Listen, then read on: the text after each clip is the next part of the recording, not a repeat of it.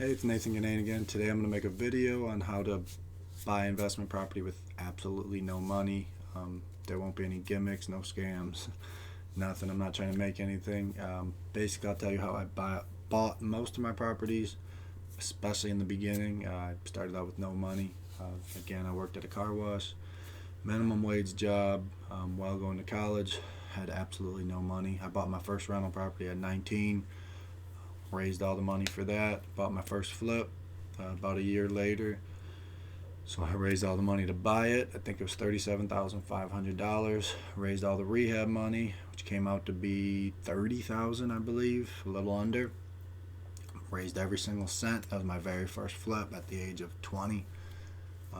After that, I bought another another flip. I bought another rental in the mix there.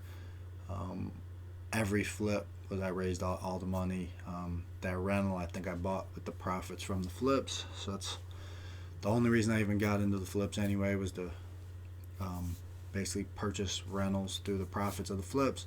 Since then, I've actually, the genius of myself, figured out that if I can raise money for these flips, why can't I raise money for some rentals? Because I got to a point where, say I bought 3 rentals with the profits from the flips, and I saw some more good deals and I had to buy them as rentals. Didn't have any money, and I thought, how can I do that? Ding, ding, ding. I realized I could just use the same logic I was using on the flips, raise the money, give people great return, and do that. And I bought land contracts, so there's plenty of ways to do it. You don't have to raise the whole amount like I was doing, and I still sometimes do. But anyway, so let's get into it. So if you're starting, and even if you start with some money, it just helps. But say you have absolutely no money and you want to buy a flip, a rental property, it doesn't matter what the business plan is. And again, it's a business plan, because even though it's a real estate investment, it's still a business no matter what way you look at it. There's profit, loss. That's all anyone cares about, especially if you're looking at a private investor, hard money loan, any of that.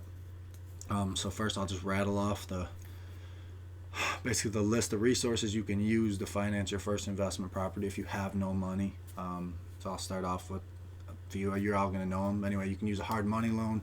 Generally, they'll cover 60, 70, 80%. I've seen some who say they'll cover 100. I don't know. I've never used hard money, but that's a very common one. Very good resource. I've just never used it. Those will come with points and interest. So there's one. Mark that in your book. 2, you can use a bank loan. Again, lower interest rate, which is good.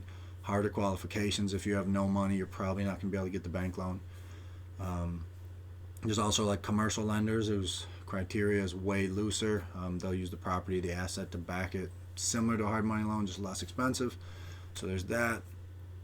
For a guy who was in my position, I couldn't do any of those. I probably could have did hard money, and I just didn't, which I'm glad I didn't, because I was able to explore the world of private investors. And when I say private investors, I mean individuals. There's at the time, they don't all, but a lot of private investors, they don't do any credit checks. They don't ask for anything. All they care about is the project, the profit, how they make money, how they're safeguarded, all of that. That's what I used. Also coincide with that, another way is to buy a property on a land contract. Whatever you guys agree on between the buyer and the seller, that's what happens. So if you buy a $100,000 property and the seller says, I'm willing to sell you this property at $100,000, just give me $5,000 down, and he'll carry the note at whatever you agree on, interest rate, payments a month, how long, term, everything. Even with that, there's generally a down payment. At least in my experience, I have never had someone without a down payment. But I have had people whose down payment's $5,000 for a $100,000 property. And again, if you have no money and you say, well, $5,000 is still a lot of money, which it's not, but I get it, I've been there. You can raise that $5,000 through private investors. The guy selling the thing's not going to care. And if you can make it a great deal for your private investors and explain it to them why it's a great deal, and the way you explain it, why it's a great deal, the key points that an investor cares about are: 1, what's his return? 2, what's his time frame? 3, what are his safeguards, mitigating risk factors? So we'll start with 1, what's his profit? So if you're going to buy let's just use a flip for example. So say you found a property, whether you buy it full cash, meaning you buy a property for $50,000, you pay the guy $50,000 all cash, or you land contract it. Again, that just gets a little more complicated, but that would basically be like that guy financing it for you. But let's just say you bought it all cash, so it's 50 grand. You're planning on flipping it. It needs 20,000 in repairs. So 50, 20, that's 70,000 plus some holding costs. Say you need $75,000 for the project. You can turn around and sell it for 120. So obviously, all in 75, sell it for 120. You're still gonna have to minus out costs, but that's a great deal. You'll probably make 40 grand, 35 grand, off the top of my head. So what you got to do is then take that data, put it in a nice presentation. So put it down, put the property, put pictures, everything you can, nice clean presentation. Ideally, at least the investors I deal with and have dealt with, generally, especially in the beginning, you're going to be dealing with what I call like simple investors, probably like family, friends, friends of friends, family of friends, friends of family, whatever. Generally, they're a bit more simplistic, so they want stuff laid out very simply. So try to put together like a 2-3 page presentation, one with the picture of the property and everything, a breakdown of what you're going to buy it for. So number one, what are you buying it for? So pictures, then number one, $75,000 purchase, right?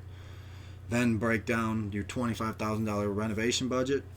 What's that? That's a roof. How much is that? $6,000, say. So you got a broken down roof, 6 grand. This broken down. So it'll say 75 purchase, 25 repairs, and little bullet points. Break it down a little more, so that you can explain to them how you came up with 25,000. The more you explain, the smarter you'll come across. You should do a lot of research. Don't go in dumb. If you don't know something, do research, figure it out, ask people, mentors, read books. I'm basically going off the base that you know what you're doing. You can accurately come up with costs. You have your guy estimate it, whatever. So anyway, break that down in a presentation. All right, so now you showed them the cost of the project, how much money you need. So you're looking to get 75,000. There's the 50, the 25, right? So now you got to show them, okay, if I give you 75, how's he going to make money? So you're saying it's worth 125. Well, how? So then you have a second page that shows, here's why it's worth 125,000. You come up with, here's like 3 other properties within half a mile, within 150 square feet. So meaning very similar house, apples to apples, sold within the last, I do 3 months. Gives you a buffer time window so you can complete your project, throw yours up for sale. So you got all these, say 3 to 5 properties. Hopefully, the more the better. If you got 10, great. So here's 5 properties that sold in the last 3 months, similar, updated, that are comparable to mine when mine's done, not today. You don't want to be comparing a crappy house to crappy houses. You're not going to come up with your value. So you lay all that out, then walk them through that. So now you already explained how 75,000 gets put to work, right? Now you explain to why the 75,000 is beneficial to be put to work, how they're going to make money, and how it's secured. So you explain over here, this is why it's worth 125,000. You prove it to them. If you're brand new, ideally, if you can do it. Plus, if you have a realtor you're working with, someone more experienced than you, whoever, you should have a team behind you. You can have them almost like sign off on it, right? You can say, hey, Mr. Realtor, you're who I'm using to buy this. Can you put together a comparative analysis on the property? Have them do that, and makes you explain just only properties updated and explain the updates you're going to do so he can have apples to apples. So he can do it too. You can do it. You could just use his. If you use his, explain to your investor or your potential investor or investors, explain to them that, hey, the realtor I use, he's been in the business for 20 years. And again, he's not an investor, he's a realtor, but he knows how to come up with a rough price range of what he can sell a property for. So that's why you should believe the 125. So boom, there it is. Then if they question, so now I'll just say they back you up, and they say, well, how do I know your 25,000 is right? This is your first project. Well, I'll have another video outlining this more in depth, but roughly, one, you should do a lot of research yourself so you come across smart. You explain what everything is, the process of everything, how you're going to run the project A to Z. Boom. And then 2, you should have a great team behind you. Again, say you got a contractor with 15 years experience and that's the guy that gave you the bid. Here he is. Boom. Give him a little bio. Explain who he is. Show his company. Show his credentials. Licensed, insured, all of that. So now that's peace of mind. So you explain that, and that. So now you show, hey, this house, if we buy it for 75,000 or buy it for 50, rehab it for 25, sell it for 125. The gross profit on it, 32,000, right? So 75,000 into it, 32,000 profit. You run the numbers, that might be what, a 38% return. You explain that the property has a 38% return and they're going to get X as a chunk. You determine what X is between the two of you guys, whatever it's worth to you. Is it worth 1% a month of using their money, meaning 75,000? You had their money for 6 months, so you owe 750 over 6 months, 4,200, $4,800, right? There's one way to do it. Two, you could just give them a flat return. So you could say, I get to use your 75,000. I'll give it back within a year. So the max it can be is a year, but as soon as the property sells, you give it back. If it doesn't sell within a year, you still owe it to them, or they're going to take your house. That's their collateral.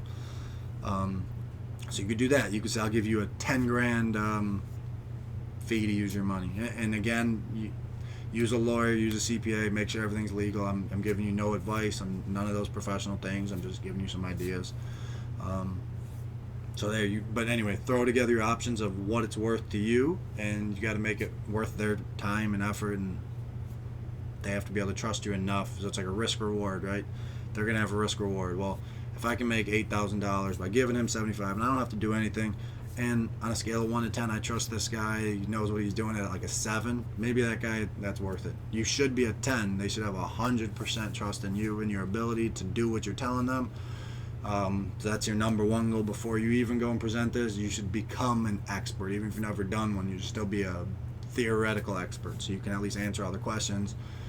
And like the sayings, like step on the shoulders of giants. So use your team, right? Get your realtor, get your mentor, get your construction team, get everything in place.